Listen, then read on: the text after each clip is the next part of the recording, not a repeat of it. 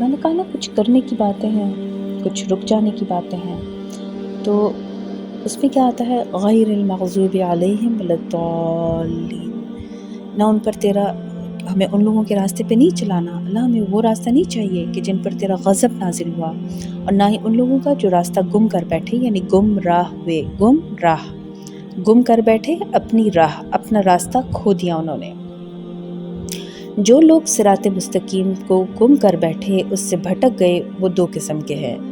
ان میں فرق یہ ہے کہ جو اپنے نفس کی شرارتوں کی وجہ سے غلط راستے پر چلتا ہے، اس پر اللہ کا غصہ نازل ہوتا ہے،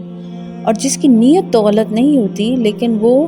کچھ غلوف کر کے جذبات میں آ کر بڑھا چڑھا کر غلط راستہ اختیار کر لیتا ہے، تو وہ اپنا راستہ گم کر بیٹھتا ہے، وہ ضالین میں آ جاتا ہے۔ چنانچہ مغضوب علیہم کی سب سے بڑی مثال یہود ہیں کہ اللہ تعالیٰ کی کتاب ان کے پاس تھی، شریعت موجود تھی، لیکن اپنے نفس کی شرارتوں کی وجہ سے اور تکبر کی وجہ سے وہ غلط راستے پر چل پڑے۔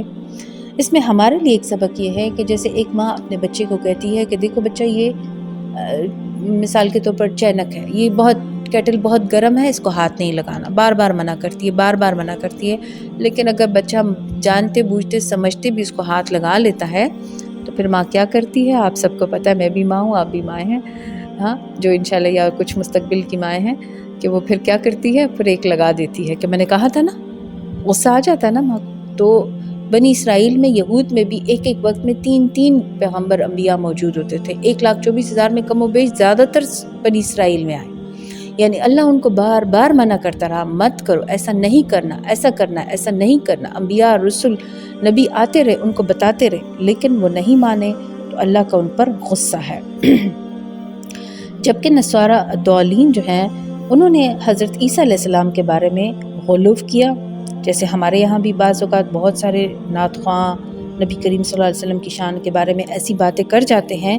کہ کبھی انہیں اللہ سے بھی اوپر لے جاتے ہیں، تو ایسا نہیں ہونا چاہیے۔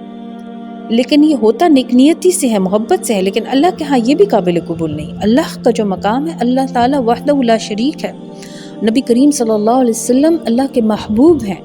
اللہ کے رسول ہیں، اللہ کے پیغمبر ہیں، خاتم النبیین ہیں۔ اور چنانچہ نصارہ نے اپنے نبی کی محبت میں غلوف سے کام لیا، عیسیٰ علیہ السلام کو جو ہے نعوذ باللہ اللہ کا بیٹا بنا دیا۔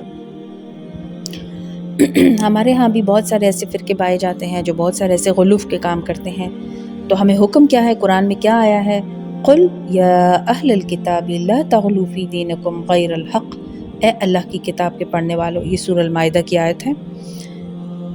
اے اللہ کی کتاب کے پڑھنے والوں، قل کہہ دیجئے، اے اہل کتاب، اپنے دین میں ناحق غلوف سے کام نہ لو۔ لیکن نصارہ نے اپنے دین میں غلوف سے کام لیا، اپنے نبی کی محبت میں آگے نکل گئے، اللہ سے جو ہے برابری کرنے لگے، تو وہ اپنا راستہ گم کر بیٹھے۔ تو اے اللہ ان سب کے راستے سے ہمیں بچا، سیدھے راستے پر چلا جو صدیقین کا، انبیاء کا، شہداء کا اور صالحین کا راستہ ہے۔ آمین یا رب العالمین۔ السلام علیکم ورحمۃ اللہ وبرکاتہ۔